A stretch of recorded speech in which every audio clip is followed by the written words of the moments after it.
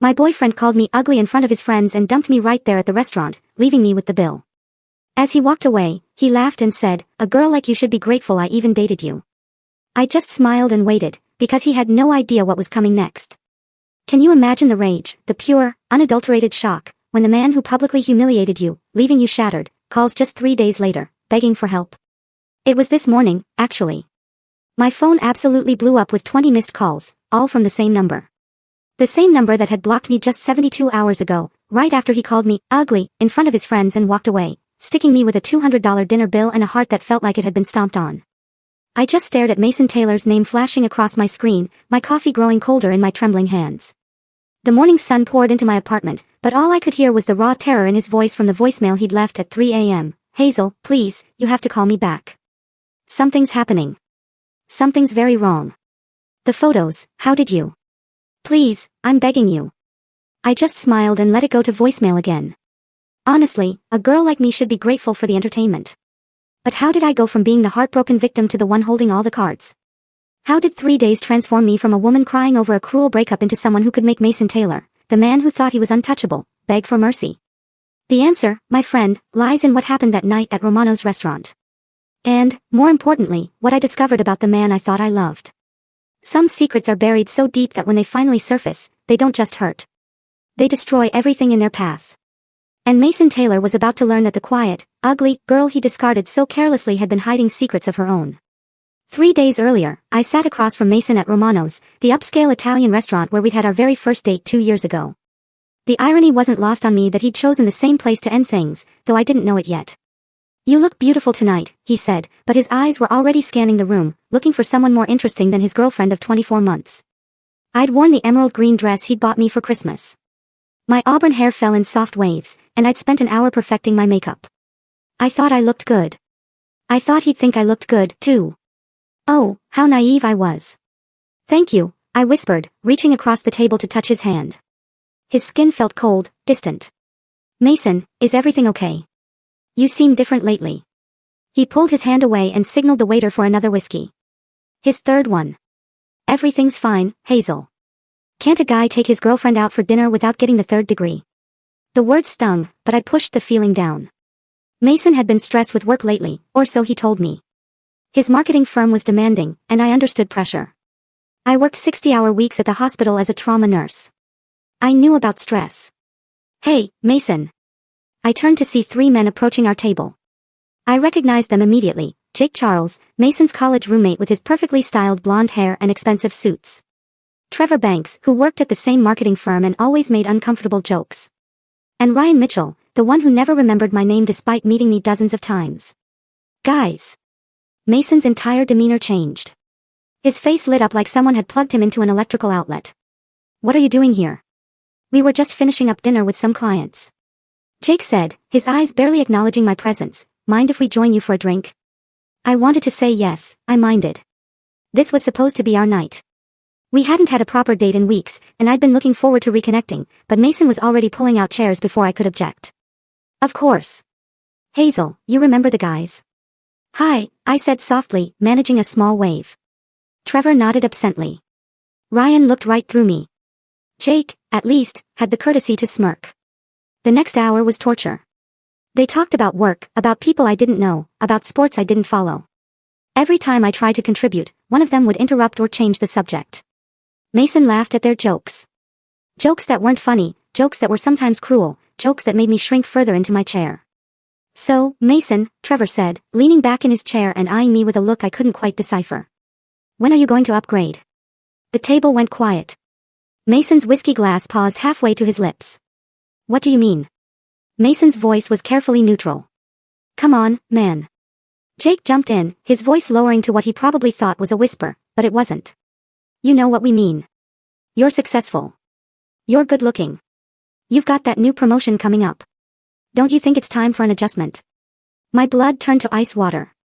They were talking about me, right in front of me, like I wasn't even there. "Guys," Mason said, but there was no conviction in his voice. No anger, no defense of the woman he supposedly loved. "I mean, look around this place," Ryan said, gesturing broadly at the elegant restaurant filled with beautiful couples. "Look at the caliber of women here. Don't you want someone who fits?" I stared at Mason, waiting. Waiting for him to tell them to stop. Waiting for him to defend me. Waiting for him to remember that he'd once told me I was the most beautiful woman he'd ever seen. That he loved my smile, my laugh, the way I got excited about old movies and rescued stray cats. Instead, Mason drained his whiskey and set the glass down with a sharp clink. "You know what?" he said, his voice growing stronger with each word. "You're right." The restaurant noise faded to a dull buzz. My heart stopped beating. The world tilted sideways. "Mason." My voice came out as barely a whisper.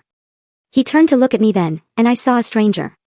The warm man I'd fallen in love with was gone, replaced by something cold and calculating.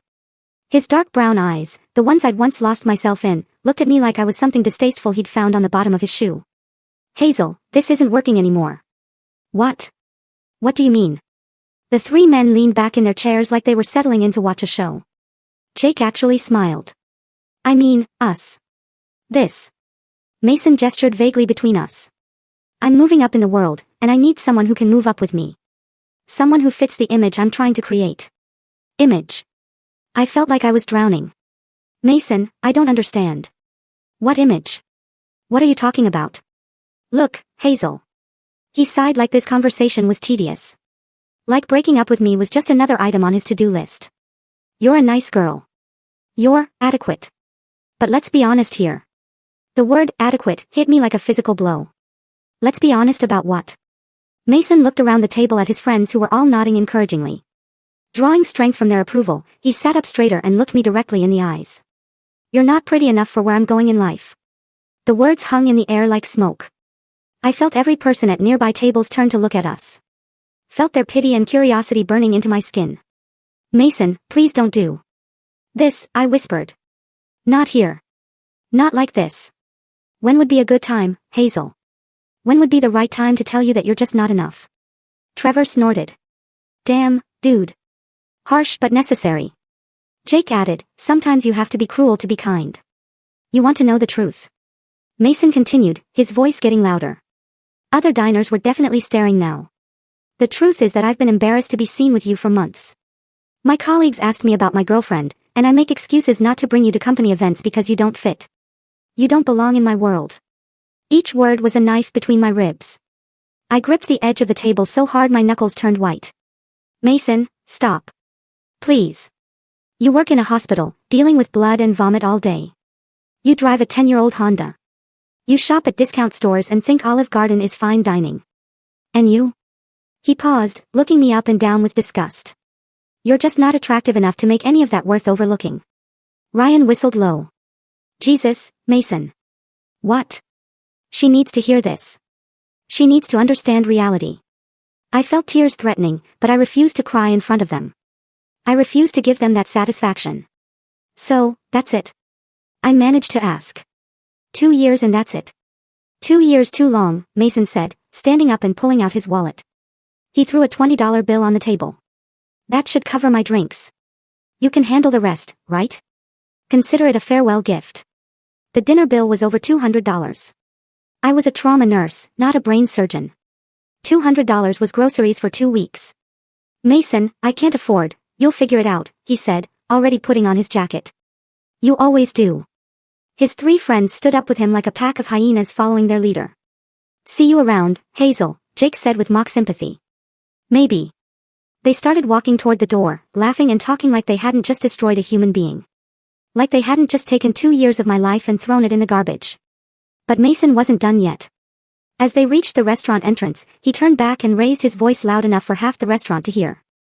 "A girl like you should be grateful I even dated you for as long as I did." The laughter that followed them out the door echoed in my ears like gunshots.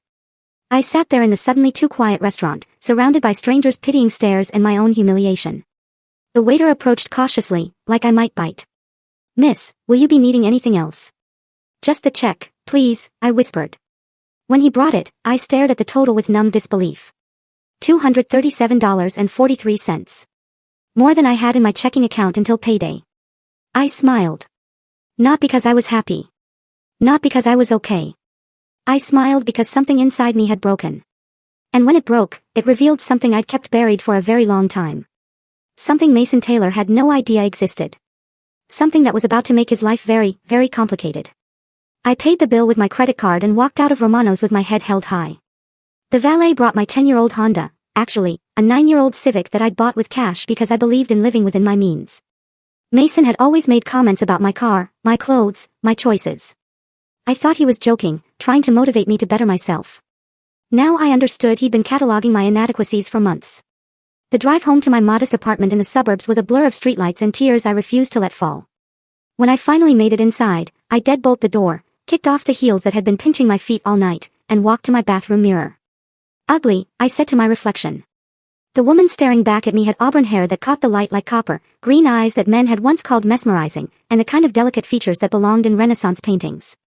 I wasn't a supermodel, but I'd never considered myself ugly. I thought I was pretty. More importantly, I thought Mason thought I was pretty. Adequate, I continued, testing the word like poison on my tongue. I'd graduated summa cum laude from nursing school. I'd worked in trauma units in 3 different cities. I'd saved lives, comforted families, and made a difference in the world every single day. I'd never considered myself adequate. I'd thought I was accomplished. But Mason was right about one thing. I wasn't who I appeared to be. I walked to my bedroom and opened the closet door. Behind my work scrubs and casual clothes, pushed to the very back where I never looked, was a garment bag I hadn't touched in over 3 years. Inside was a black cocktail dress that had cost more than Mason made in a month. Beside it hung jewelry that could have paid off his student loans. At the bottom of the bag were shoes that were works of art and a clutch purse that had been handmade in Italy.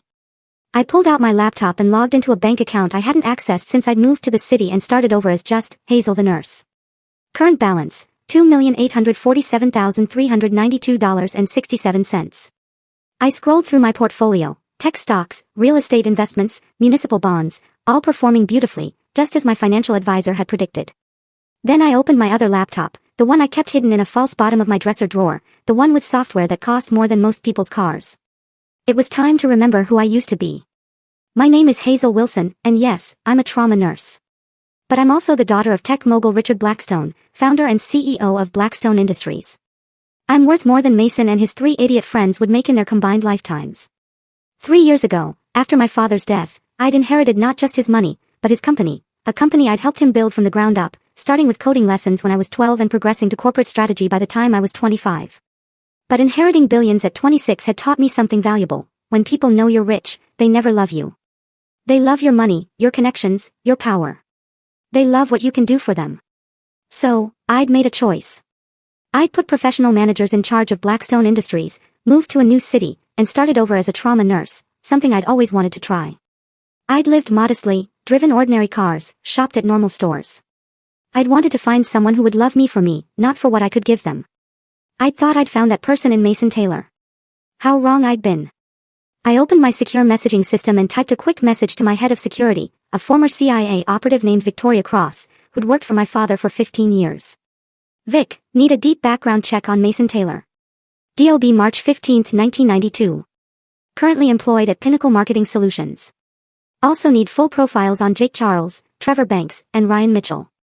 All associates of the target. Need everything. Finances, relationships, secrets, weaknesses. Timeline, 48 hours.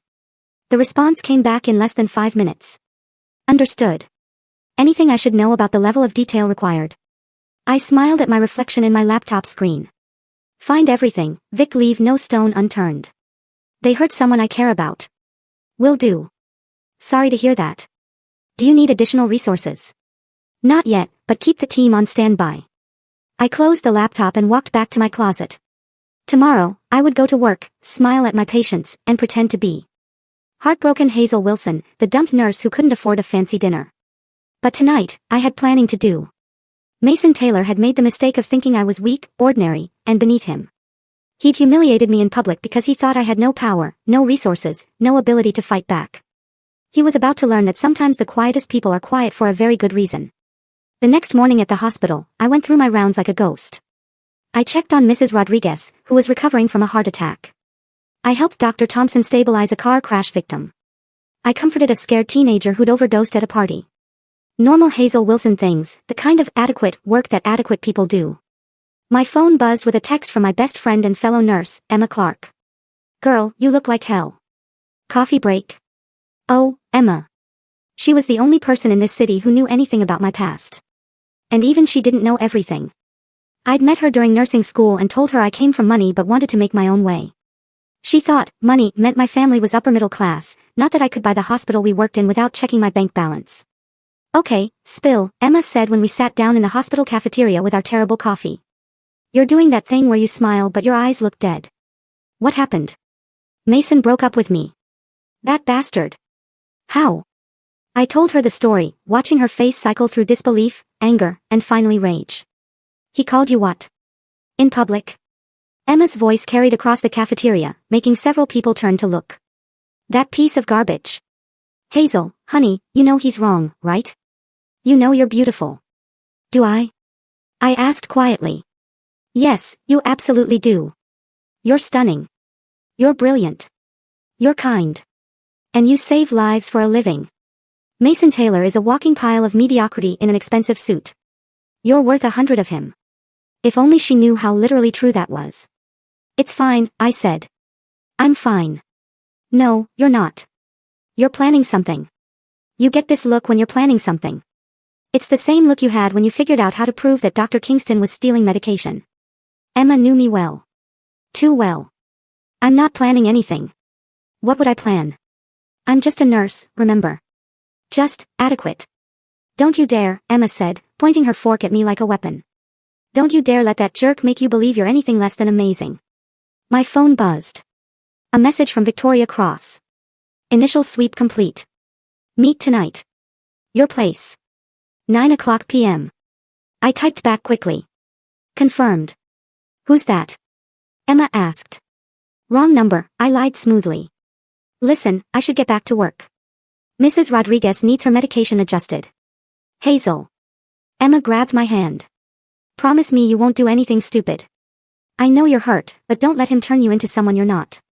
I squeezed her hand and gave her my most reassuring smile. Don't worry about me, Emma. I'm going to be just fine. At exactly 9 p.m., Victoria Cross knocked on my apartment door. She looked exactly the same as she had 3 years ago, platinum blonde hair pulled back in a severe bun, sharp blue eyes that missed nothing, and the kind of understated elegance that came from years of operating in high-stakes environments. Hazel, she said, embracing me briefly. You look good. Civilian life agrees with you. Thanks, Vic. Come in. She set her briefcase on my kitchen table and opened it with practiced efficiency. I have to say, when you disappeared into suburban nursing life, I never expected to hear from you again. Your father would be proud, by the way.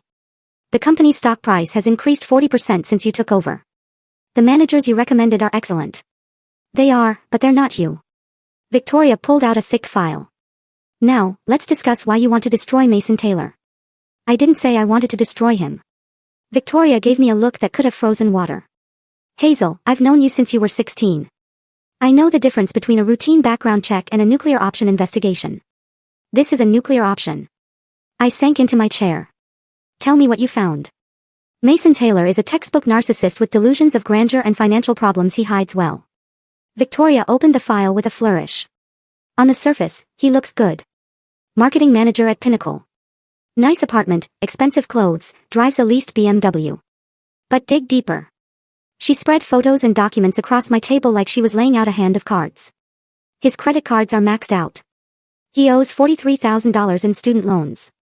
His rent is 2 months behind, and he's been moving money between accounts to avoid overdraft fees. The expensive lifestyle. It's all smoke and mirrors. What about his job? Pinnacle Marketing is struggling. They've been laying people off quietly for 6 months.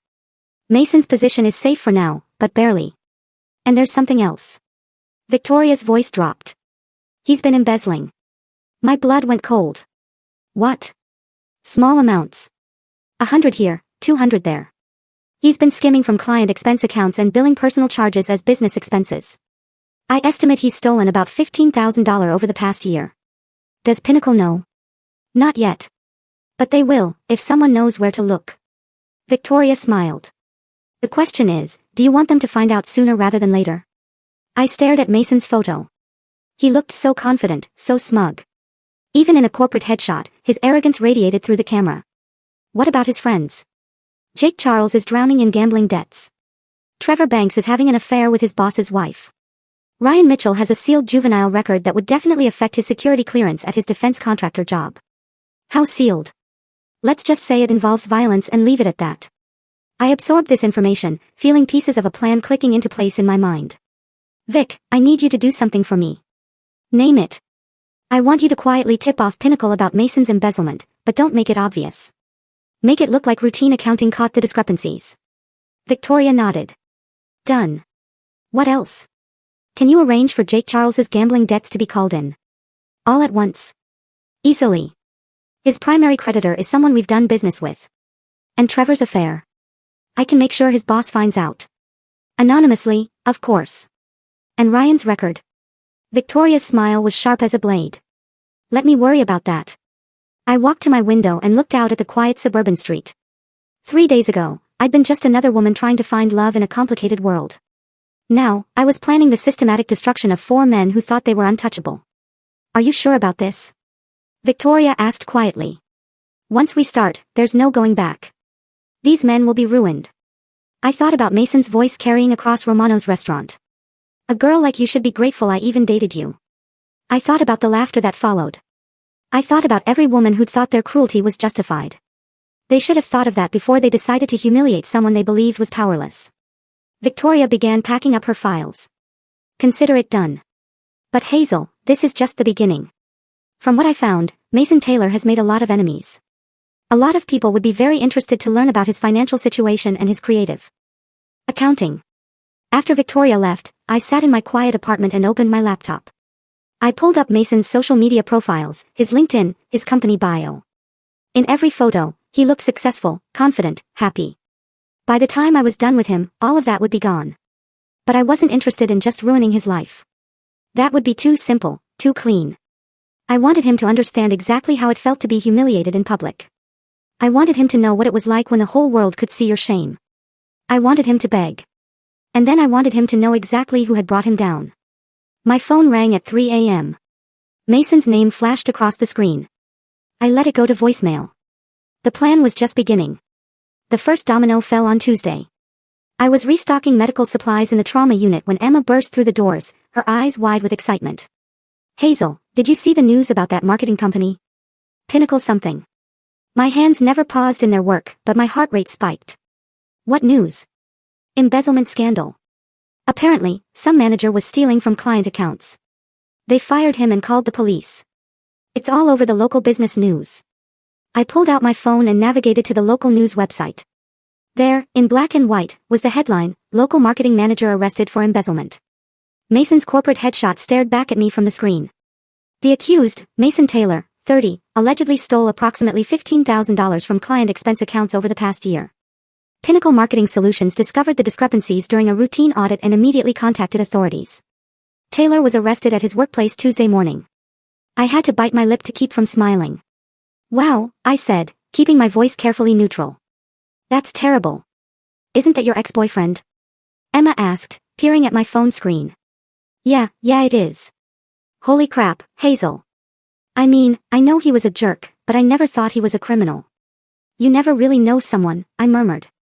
The second domino fell on Wednesday. Victoria sent me a text with a link to a local gossip blog. Prominent defense contractor employee loses security clearance after juvenile record surfaces. Ryan Mitchell's photo accompanied an article detailing how his sealed juvenile record for assault had somehow found its way to the security office. Without his clearance, he couldn't do his job. Without his job, he couldn't afford his mortgage, his car payments, or his carefully cultivated lifestyle. The third domino fell on Thursday. Trevor Banks's affair made it into the society pages when his boss's wife threw a very public, very expensive vase at him in the middle of an upscale restaurant. The accompanying photo showed Trevor covered in water and white roses, his face a mask of shock and humiliation. His boss fired him the next day. But Jake Charles's downfall was my masterpiece. Victoria had arranged for all his gambling debts to be called in simultaneously on Friday morning. When Jake couldn't pay, his creditors made it clear that his kneecaps were on the line. Desperate, he did what desperate people do. He made terrible decisions. He tried to steal money from his own company. Unlike Mason, Jake was clumsy about it. He was caught within hours. And by Friday evening, he was in jail alongside his former friend. By Saturday morning, Mason's entire circle had collapsed. That's when he started calling me. The first call came at 6 a.m. I was making coffee, humming quietly to myself when my phone rang. Hazel. Hazel, thank God you answered. Mason. I injected confusion into my voice. Why are you calling me? I thought you said, look, I know what I said at the restaurant was wrong. I was drunk. I was showing off for the guys. I didn't mean it. You seemed pretty clear about what you meant. Please, Hazel, I'm in trouble. Real trouble. I've been arrested. I've lost my job and I need help. What kind of help? Legal help. Financial help. I can't afford a good lawyer. And the public defender they gave me looks like he's barely out of law school. I let silence stretch between us. Hazel, are you there? I'm here. I'm just confused about why you think I'd help you. You said I was ugly, remember? You said I was adequate, at best. You said I should be grateful you dated me. I was wrong. I was completely wrong. You're beautiful. You're amazing. And I was an idiot to let you go. So, you want me back? Yes. Yes, absolutely. We can work this out. We can. I hung up. He called back immediately. I let it go to voicemail. Hazel, please don't hang up on me. I love you. I know I have a shitty way of showing it, but I love you. Please call me back. The second call came 2 hours later. Hazel, something really weird is happening. It's not just me. Jake, Trevor, Ryan, we're all going through hell right now. Jake and I are both arrested. Trevor lost his job. Ryan lost his clearance. It's like someone is targeting us. Now, that was interesting. That does sound strange, I said carefully. Right? I mean, what are the odds? All four of us having disasters in the same week. Pretty low, I'd imagine. Exactly. Look, I know this sounds crazy, but I think someone is messing with us. Someone with serious resources. Like who? I don't know. A competitor, maybe. Or someone we pissed off. He was getting closer to the truth than I'd expected. Mason was stupid, but he wasn't completely oblivious. Mason, I think you're being paranoid. Sometimes bad things just happen, all at once, to all of us. Come on, Hazel. You're smart. You see patterns at the hospital all the time. Doesn't this seem orchestrated to you? I think you're looking for someone to blame for your own bad choices. My bad choices. Hazel, I didn't choose to have someone discover my financial irregularities. I was careful. Very careful. Maybe not careful enough. There was a long pause. You know what? You're right. I made mistakes and now I'm paying for them, but that doesn't change the fact that I need help. And you're the only person I trust. The only person you trust. Really? Yes. You're the only person who ever cared about me for me. Not for what I could give them. The irony was so thick I could have cut it with a knife. What exactly do you want from me, Mason? A loan. Just enough to hire a decent lawyer. I'll pay you back as soon as I get back on my feet. How much? $50,000. I almost laughed. $50,000. I made that much in investment interest every few days. Mason, I'm a trauma nurse. Where would I get $50,000? You could get $50,000. And I can't qualify for a loan that big. Then what about a smaller amount? $20,000. $10,000. Anything would help. I pretended to consider this. I might be able to scrape together $5,000. But Mason, after what you said to me, after how you treated me, why should I help you? Because you're a good person. Because you save lives every day. Because somewhere deep down, you still care about me. He was right about one thing. I still cared about him. I cared about watching him squirm. I need time to think about it. How much time? A few days. Hazel, I don't have a few days. My hearing is Monday. If I don't have a lawyer, then you'll have a public defender. Lots of people get by with public defenders. Lots of people go to prison with public defenders. Maybe you should have thought of that before you started stealing. The silence stretched so long I thought he'd hung up. Hazel, do you hate me? Such a simple question. Such a complicated answer. No, Mason, I don't hate you. It was the truth. Hate was too small an emotion for what I felt. Hate was what you felt for someone who'd hurt you but was still on your level. What I felt for Mason Taylor was something much more dangerous. I felt nothing. He was a problem to be solved, an equation to be balanced, a stain to be cleaned up. Thank you, he whispered. I'll call you tomorrow. Sure. After I hung up, I opened my laptop and transferred $5,000 from one of my investment accounts to my regular checking account. Not because I was going to give it to Mason, but because I wanted him to see exactly how much I was worth when the time came to reveal the truth. The third call came Sunday night, and Mason sounded different. Desperate. Hazel, I've been thinking about what happened. My blood turned to ice water. Who? Your family. What if they found out what I said to you? What if they decided to teach me a lesson? I almost admired his intuition. He was completely wrong about the details, but he grasped the essential truth. Someone with resources was systematically destroying his life. Mason, my family doesn't have the kind of money or connections to do something like this. Are you sure? I mean, really sure. Because the timing is too perfect. I break up with you in the most public, humiliating way possible, and then within a week, my entire world falls apart. That's quite an ego you have there.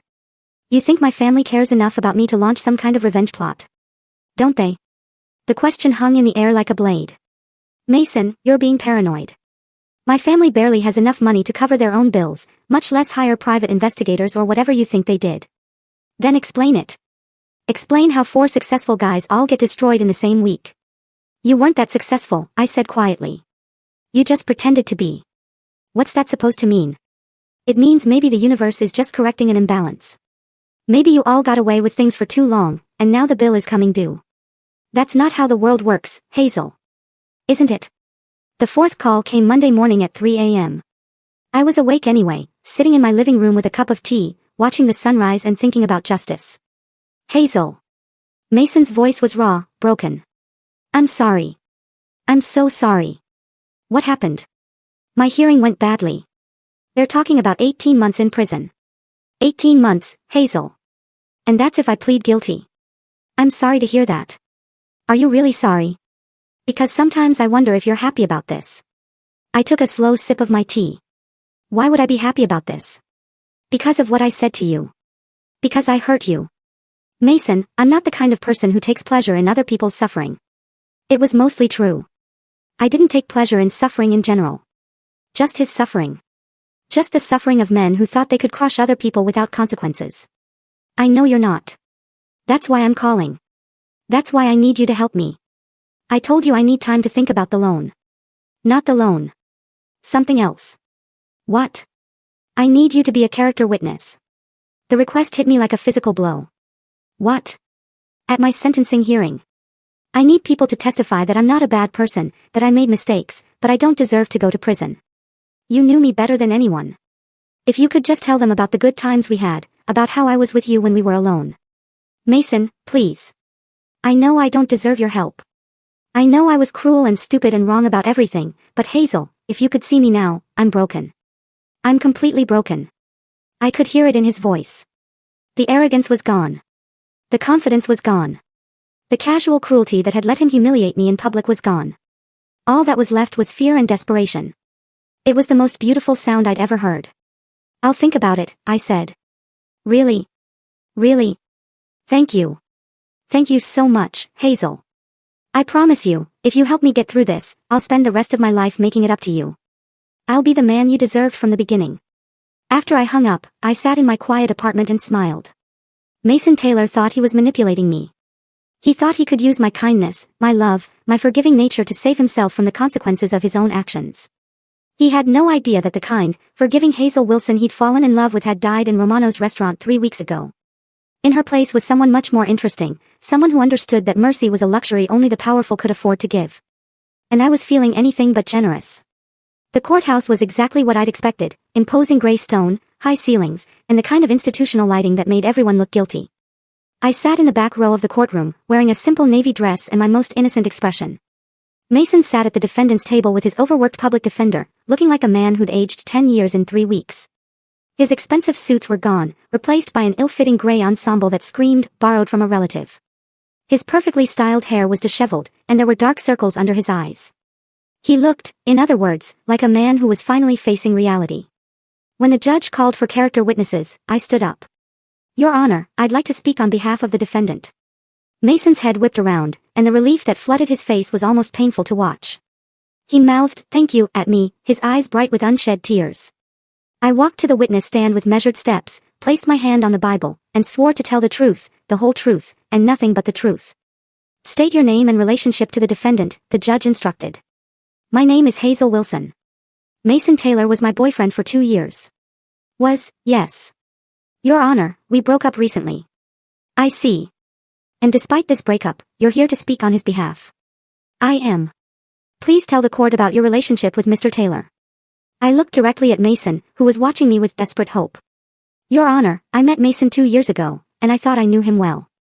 He could be charming, funny, and attentive when he wanted to be. He took me to nice restaurants, bought me gifts, and told me he loved me.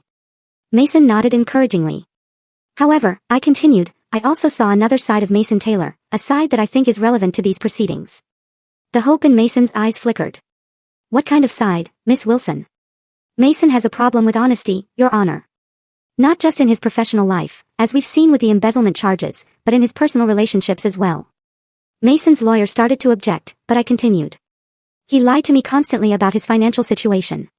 He would take me to expensive restaurants and then claim he'd forgotten his wallet, leaving me to pay bills I couldn't afford. He borrowed money from me repeatedly, promising to pay it back and never did. How much money? The judge asked.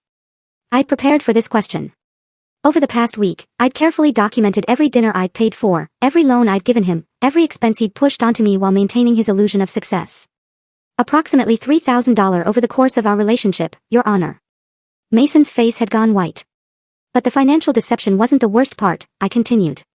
The worst part was how he treated me when he thought it didn't matter anymore. Can you elaborate? 3 weeks ago, Mason took me to Romano's restaurant. While we were there, some of his friends joined us. In front of these men, and in front of a restaurant full of strangers, Mason told me I was ugly, that I wasn't good enough for him, that I should be grateful he dated me at all. He then left me to pay a $200 dinner bill and walked out, announcing loudly that a girl like me should be grateful he even dated me. The courtroom was dead silent. This happened 3 weeks ago. Yes, Your Honor. And yet you're here today to speak on his behalf. I'm here today to tell the truth about Mason Taylor's character. The truth is that he's a man who believes rules don't apply to him, whether those rules involve taking money that doesn't belong to him or treating other people with basic human decency. Mason was staring at me like I'd grown a second head. He called me after his arrest, begging for help, not because he was sorry for how he treated me, but because he needed money for a lawyer. He asked me to loan him $50,000, money he knew I didn't have. And when I couldn't, he settled for asking for smaller amounts. Even now, even after everything he's done, Mason Taylor's primary concern is what other people can do for him. I turned to look directly at Mason. Your Honor, I don't believe Mason is evil. But I do believe he's selfish, manipulative, and completely unable to accept responsibility for his actions. The embezzlement charges don't surprise me at all. They're exactly the kind of things someone would do if they believed the world owed them a lifestyle they hadn't earned. The judge was writing notes, nodding slowly. Is there anything else you'd like to add, Miss Wilson? Just this, Your Honor, Mason asked me to come here today because he thought I still loved him, and he thought love would make me lie for him. He thought I was weak and grateful and easily manipulated. He was wrong about all of those things, just like he was wrong when he thought he could steal money without getting caught.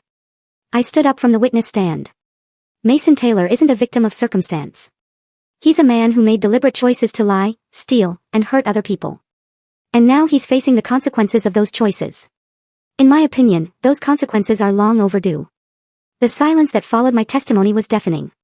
I walked back to my seat, feeling every eye in the courtroom on me. Mason's lawyer was frantically whispering in his ear, but Mason wasn't listening. He was staring at me like he was seeing me for the first time. When the judge announced a recess, Mason broke away from his lawyer and approached me in the hallway. What the hell was that? He demanded. That was the truth. The truth. Hazel, you just destroyed any chance I had of getting a light sentence. Did I? I thought I was being a character witness. I witnessed your character and I shared what I saw. You vindictive bitch. I can't believe I ever thought I loved you. I smiled. There's the Mason I know. For a while there, with all the begging and crying, I thought prison had changed you already. You think this is funny? I think justice is beautiful. Mason grabbed my arm, his fingers digging into my skin. You have no idea who you're messing with. Don't I? Something in my voice made him loosen his grip. You want to know something interesting, Mason? You were right when you said someone was targeting you and your friends.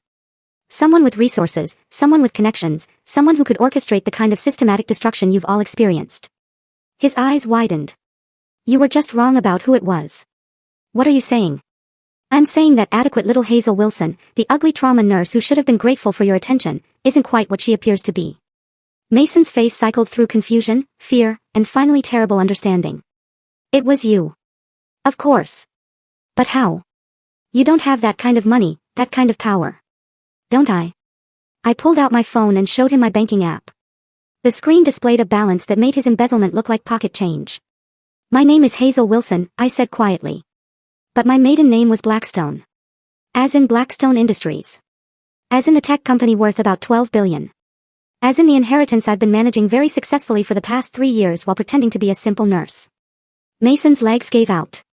He slumped against the courthouse wall, staring at me like I was a ghost. You're rich. I am wealthy beyond your comprehension, Mason. I could have bought your entire company without noticing the expense. I could have paid your legal fees with my daily investment returns. I could have made all your problems disappear with a single phone call. Then why didn't you? Because you called me ugly in front of a restaurant full of people and left me to pay for dinner. The simplicity of it seemed to break something in his brain. That's it. That's why you destroyed my life. Because I was mean to you at dinner. You humiliated me in public because you thought I was powerless. You were wrong, Mason. Hazel, please. If you have all that money, if you have all that power, you can fix this. You can make this go away. Please, I'm begging you. Why would I do that? Because you loved me once. Because somewhere inside, the woman who loved me is still there. I studied his face, taking in the desperation, the fear, the complete collapse of everything he thought he knew about the world. You're right, I said finally. The woman who loved you is still here. Hope flashed across his features. But she died in Romano's restaurant 3 weeks ago when the man she trusted with her heart decided to destroy her in front of strangers for the entertainment of his friends.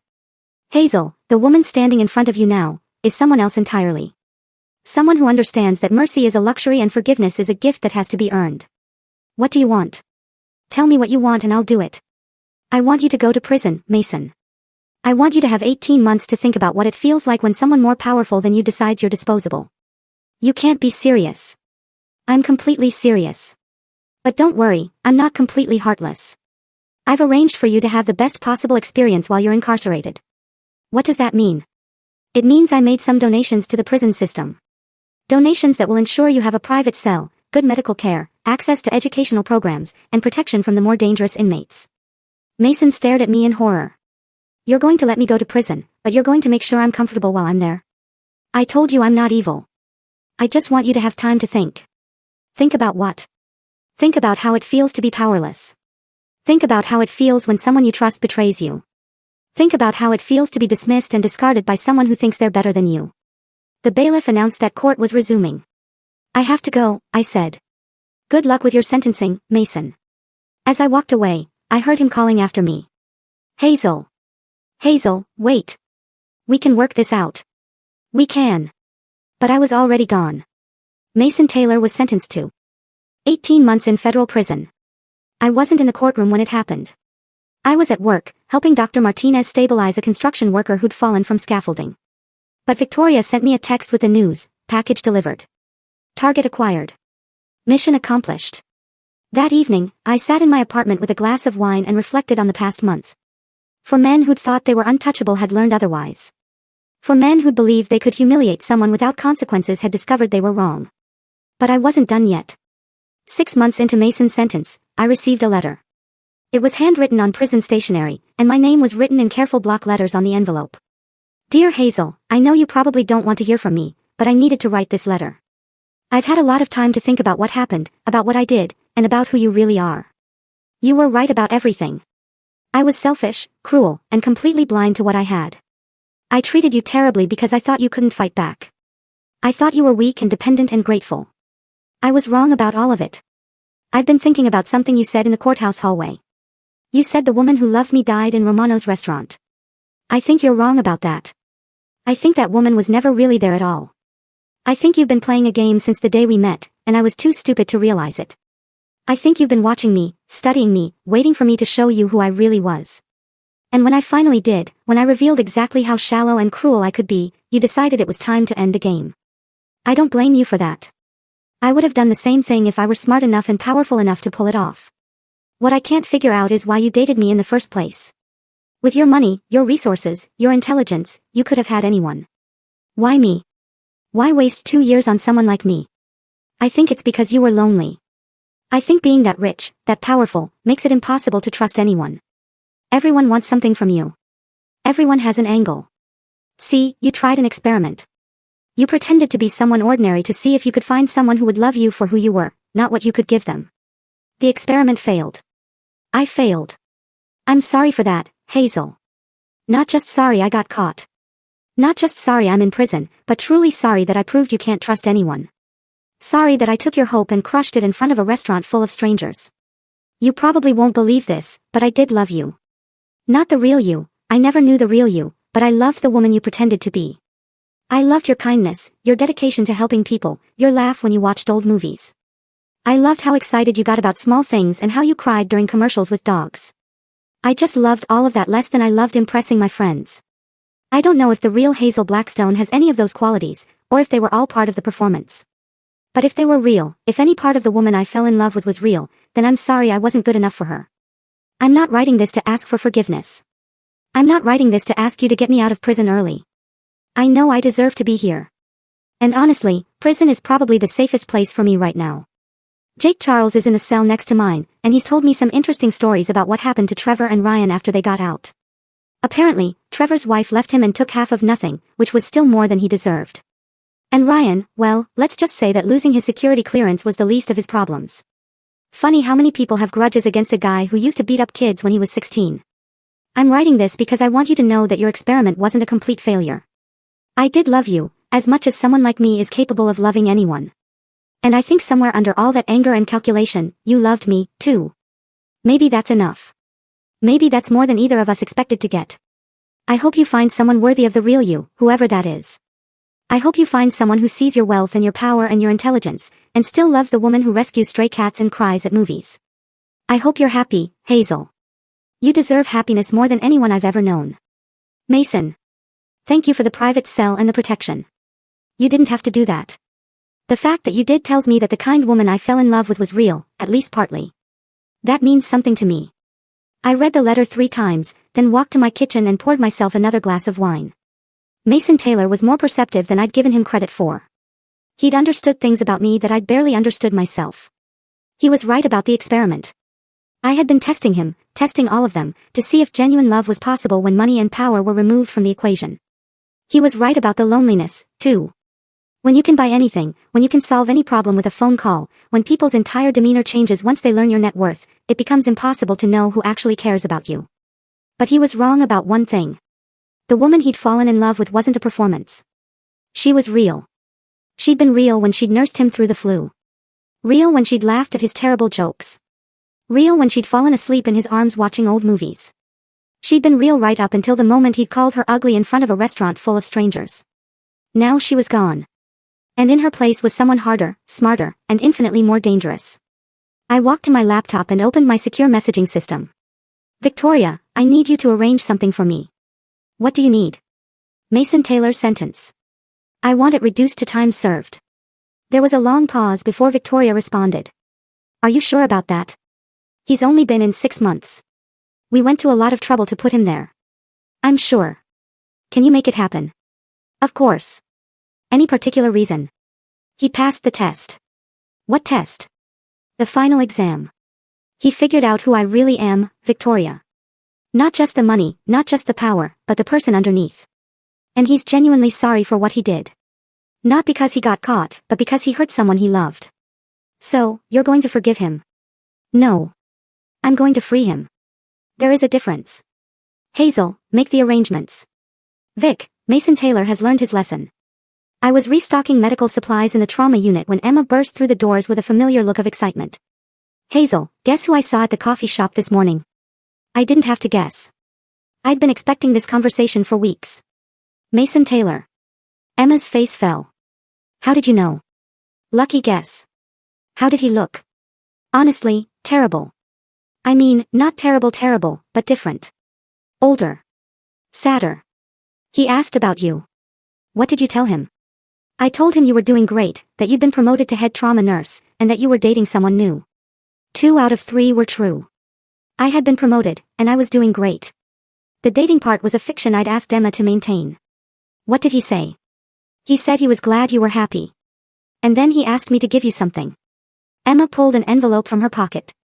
My name was written across it in the same careful block letters I remembered from his prison letter. Did he say anything else? He said to tell you that he understood why you did what you did, and that he hoped someday you might forgive him enough to read what he wrote. I took the envelope but didn't open it. Emma, what do you think I should do about Mason? Honestly, Hazel, I think you should stay as far away from him as possible. I don't care how sorry he is or how much prison changed him. What he did to you was unforgivable. And if he really has changed, then good for him. He can go change for someone else. That evening, I sat in my apartment with the envelope in my hands.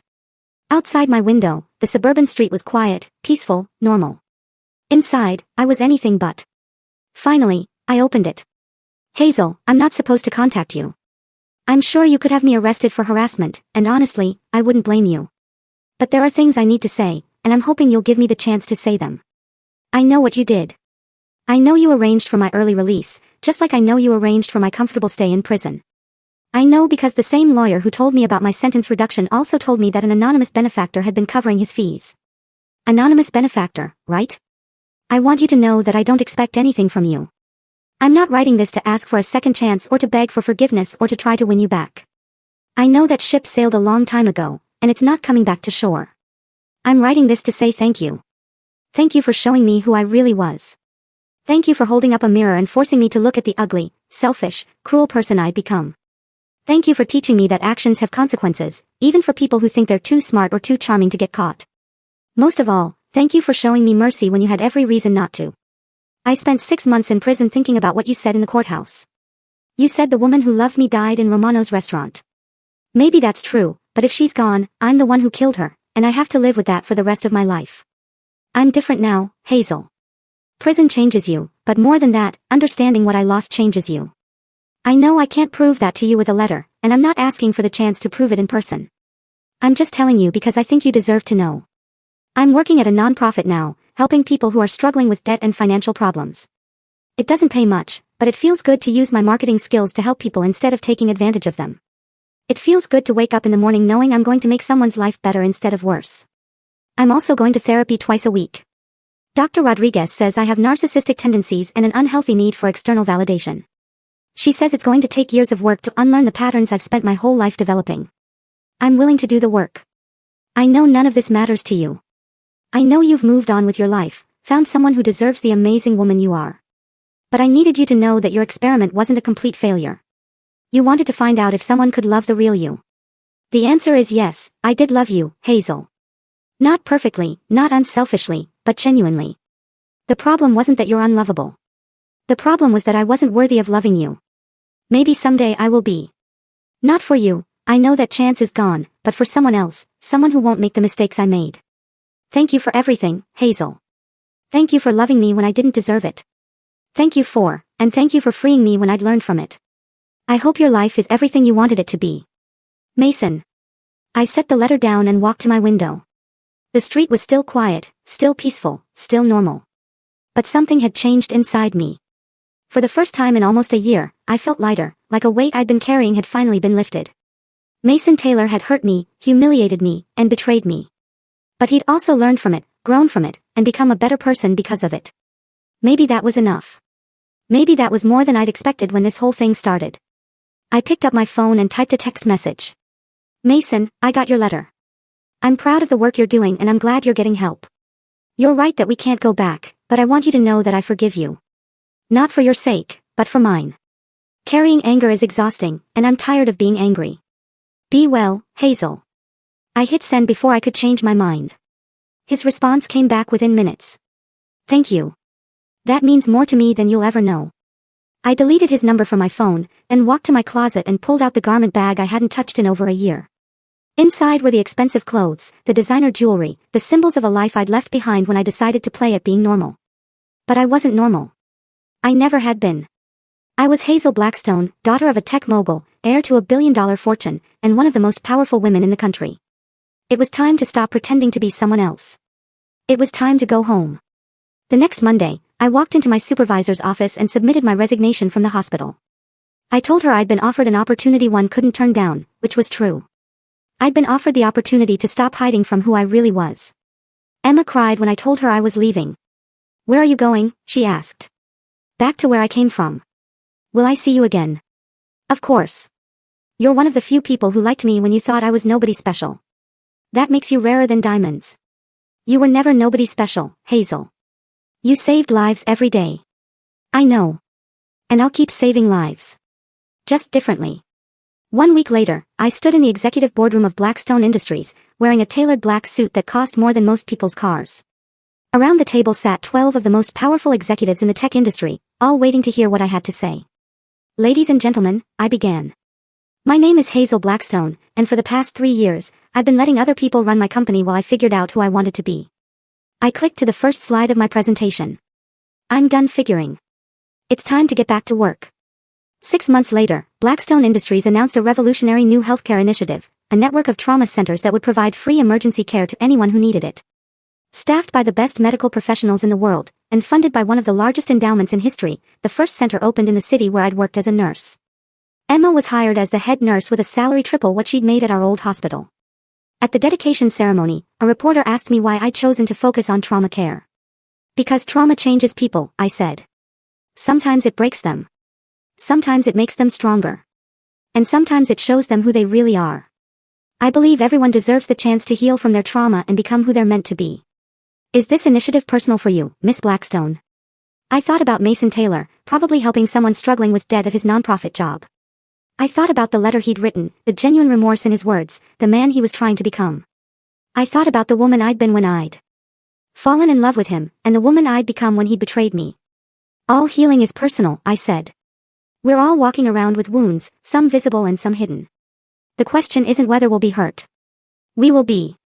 The question is what we choose to do with that hurt. And what did you choose to do with yours? I smiled at the camera, and for the first time in years, the smile reached my eyes.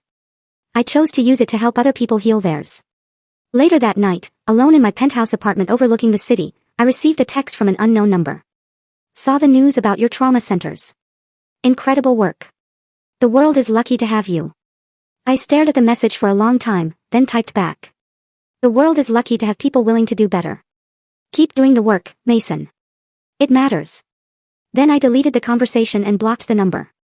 Some chapters of your life end with reconciliation. Some end with revenge. This one ended with something rarer, redemption. Not just for him, but for me, too. Because the truth is, Mason Taylor hadn't just shown me who he really was that night in Romano's restaurant. He'd shown me who I really was, too.